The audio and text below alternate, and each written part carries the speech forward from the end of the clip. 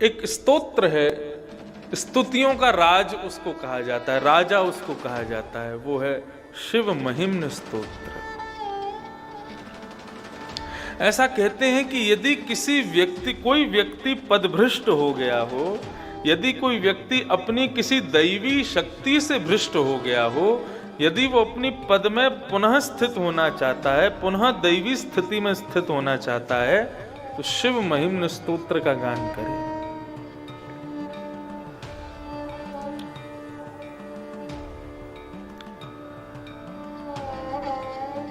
सावधानी से सुनिएगा। एक बार एक शंकर जी का भक्त था। रोज शंकर जी पर ब्रह्म मुहूर्त में बिल्व पत्र चढ़ाता था। लेकिन बिल्व पत्र कैसे चढ़ाता था? एक राजा के बगीचे से बिल्व पत्र चुरा करके चढ़ाता था, और एक आध बिल्व पत्र चढ़ा दे ऐसा नहीं, जितने उसके आंखों के आगे पड़ जाते सबको ले जाता और जाकर के शंकर जी पर अर्पित कर देता। राजा भी शिव भक्त था। राजा जब बिल्व पत्र लेकर के शंकर जी की अर्चना के लिए प्रस्थान करता, आओ प्रभु विराज।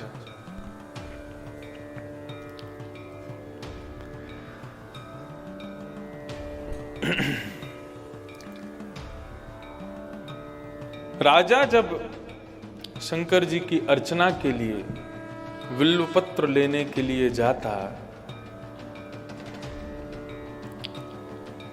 तो उसको बिल्व पत्र मिल ही नहीं पाते थे, क्योंकि सब तो वो चोर ले जाता था जिसके बट में पहले ही आ जाते थे बिल्व पत्र। एक दिन राजा ने अपने सैनिकों से कहा कि भाई ये रात्रि में कोई आता है, मैं शाम को देखता हूं तो बिल्व पत्र का दर्शन होता है, लेकिन सुबह सुबह जैसे ही हम निकलते हैं शंकर जी के यहाँ अर्चन करने के लिए तो बिल्व पत्र कौन ले जाता है? एक सैनिक ने बताया, बोले महाराज एक व्यक्ति आता है और आकर के चोरी करके यहाँ से ले जाता है। और वह भी ऐसा भक्त था, वो जाकर के शंकर जी पर चढ़ाता और कहता, बोले प्रभु चोरी करता हूं लेकिन चोरी करके आपको अर्पित करता हूं, इसलिए चोरी नहीं मानी जाएगी। चोरी करते स्वयं भोग करता तो फिर दोष लगता मुझको, लेकिन चोरी करके आपको अर्पित कर दिया, अपने भोग में नहीं लिया, इसलिए मुझे इसका कोई दोष नहीं लगना चाहिए। शंकर जी की आराधना से उसको एक दैवी शक्ति प्राप्त हुई कि वो कभी भी अदृश्य हो जाता था। रात्रि में जब बिल्व पत्र तोड़ने के लिए गया तो आज राजा ने अपने सैनिक खड़े कर दिए। जैसे सैनिकों ने देखा कि ये चोर आ रहा है, बिल्व पत्र तोड़ रहा है, तुरंत अपनी तलवार लेकर के दौड़े और जैसे ही उसको मारने के लिए भागे वो अदृश्य हो गया, गायब हो गया वहां से। अब तो महाराज वो रोज खेलता, सैनिक पूरे मंडली के साथ, पूरी महाराज अपनी मंडली के साथ वहां खड़े हो जाते उसको पकड़ने, लेकिन वो अदृश्य हो जाता रोज।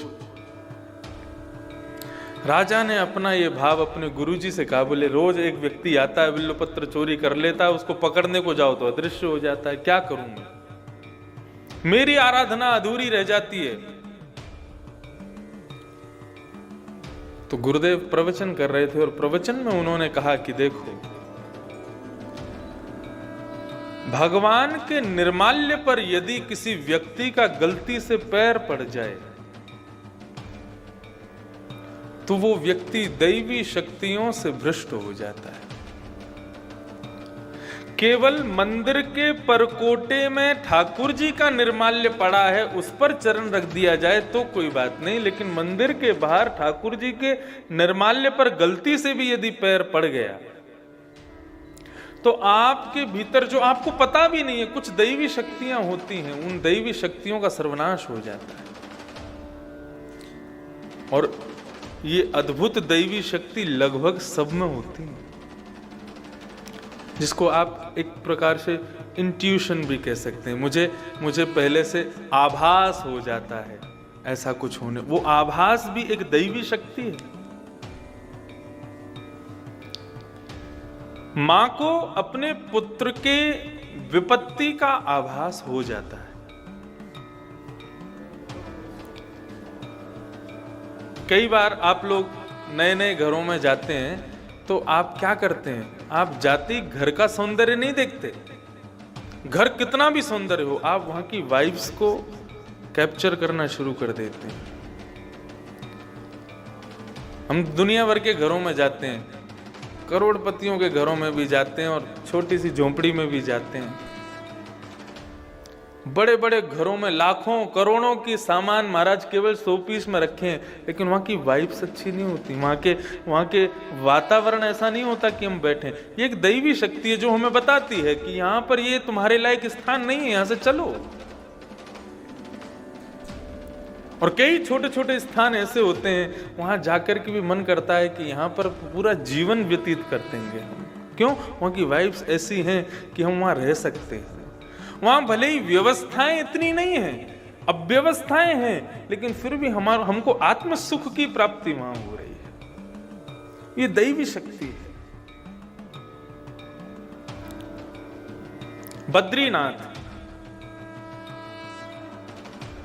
बद्रीनाथ व्यवस्थाओं से युक्त नहीं है, लेकिन सकारात्मक ऊर्जा से भरपूर है बद्रीनाथ। वहां पर आपको व्यवस्थाओं में कटौती मिलेगी, आपको गीजर टाइम पे नहीं मिलेगा, गर्म पानी टाइम पे नहीं मिलेगा, भोजन प्रसाद आदि ये सब कुछ ऐसा नहीं मिलेगा जैसा यहाँ प्राप्त हो रहा है। वहाँ किसी ना किसी प्रकार का थोड़ा बहुत लेश तो रहेगा, लेकिन वहां से निकलने में आपको तकलीफ होगी। क्यों? क्योंकि वहां की सकारात्मक ऊर्जाएं आपकी आत्मा का भोजन है, वो आपकी आत्मा का पोषण कर रही है।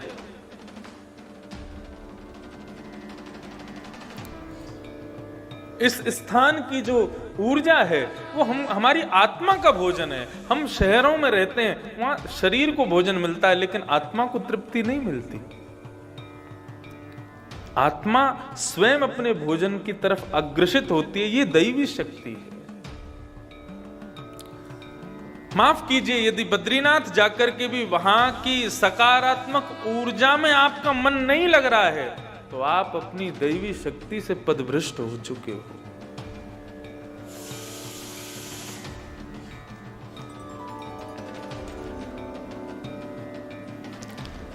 राजा को कहा कि अगर निर्माल्य मतलब ठाकुर जी पर चढ़ा हुआ पुष्प, ठाकुर जी पर चढ़ा हुआ बिल्वपत्र, तुलसी, जो ठाकुर जी को अर्पित हो चुका है, अर्पण होने के बाद में वो आपको प्रसाद रूप में मिला, वो निर्माल्य यदि उस पर आपने चरण रख दिया तो आप अपनी कुछ अज्ञात दैवी शक्तियों से भ्रष्ट हो जाओगे। राजा ने यही किया, शंकर जी पर चढ़े हुए बेल पत्रों को लेकर के गया और जाकर के अपने पूरे बगीचे में फैला दिया, नीचे जमीन में बिछा दिया। बोले रात्रि में चोर आएगा, बहुत गायब होता है ना, जैसे ही पैर रखेगा उसकी शक्ति क्षीण हो जाएगी।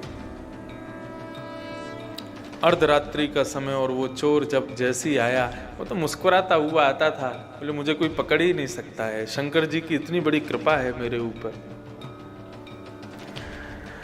रात्रि में मुस्कुराता हुआ प्रवेश करता है, लेकिन आज समस्त सैनिक कह रहे हैं, बोले आज इसको प्रेम से चोरी करने दो, क्योंकि आज तो ये गायब हो नहीं पाएगा।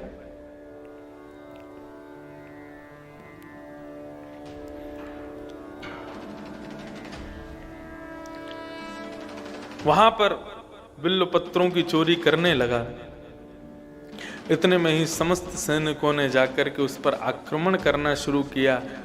सबको कहता आओ आओ आओ, पकड़ो पकड़ो पकड़ो। जैसे ही पकड़ने के लिए जा, अब वो जैसे ही उसने सोचा कि मैं अंतर ध्यान हो जाऊं, लेकिन आज वो अंतर ध्यान नहीं हो पाया, सैनिकों ने पकड़ लिया। बोले बहुत अंतर ध्यान होता है, बहुत गायब होता है, आज होके दिखा। अब तो वो घबराने लगा, शंकर जी का स्मरण करने लगा। बोले हे प्रभु, मैंने कभी भी बिल्वपत्र चोरी करके किसी ऐसी वस्तु की चोरी नहीं की जिससे मेरा घर का भरण पोषण होता हो। मैंने तो आपको प्रसन्न करने के लिए बिल्वपत्र चोरी किए थे। प्रभु मेरी रक्षा करो। राजा अपने राजमहल से तलवार लेकर के आ रहा है, आज इसका सर धड़ से अलग मैं करूंगा। भयभीत हो रहा है, खूब कोशिश करता है बार बार कि मैं अंतर ध्यान हो जाऊं, लेकिन आज अंतर ध्यान नहीं हो पा रहा था। जैसे ही राजा ने जाकर के महाराज अपनी तलवार को उठाकर के उसका सर धड़ से अलग करने का, केवल प्रहार मात्र करने का प्रयास करने लगा, इतने में ही ना जाने उस चोर को क्या हुआ, उसने शिव महिम्न स्तोत्र का गान करना शुरू कर दिया। जैसे ही शिव महिम्न स्तोत्र का गान किया, शिव महिम्न स्तोत्र का प्रथम श्लोक गाते ही उसकी जो दैवी शक्ति जो जिससे वो भ्रष्ट हो चुका था, वो उसे पुनः प्राप्त हो गई और वो वहां से अंतर ध्यान हो गया। ये बल है शिव महिम्न स्तोत्र का। लेकिन मैं ये बात क्यों कह रहा हूं? ऐसे बल स्वरूप, ऐसे प्रमाण स्वरूप, ऐसे बलवान स्वरूप शिव महिम्न स्तोत्र का गान करने से भूली हुई, बिछड़ी हुई, भ्रष्ट हुई विद्या भी हमको प्राप्त हो जाती है। ऐसे भगवान शिव भी किशोरी जी का स्मरण करते हैं, श्री राधा रानी का स्मरण करते हैं।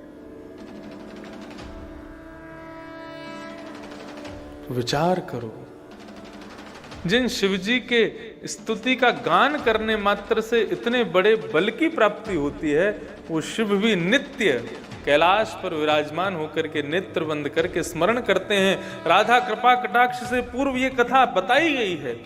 पार्वती जी जाकर के कहती हैं शंकर जी से कि आप संहार के देव हैं, लेकिन मैं देखती हूं नारायण का दर्शन आपको रोज हो जाता है, ब्रह्मा जी का दर्शन आपको रोज हो जाता है, लेकिन फिर भी नेत्र बंद करके आप किसका स्मरण करते हो?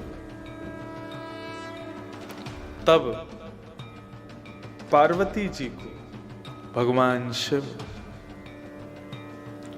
अपने हृदय की बात बताते हैं और कहते हैं कि देवी, मैं जिनका स्मरण करता हूं उनका स्मरण नारायण भी करते हैं, ब्रह्मा भी करते हैं, कृष्ण भी करते हैं, संपूर्ण विश्व उनका, संपूर्ण देव उनका स्मरण करते हैं। ऐसी ब्रज की आह्लादनी शक्ति श्री राधा रानी है।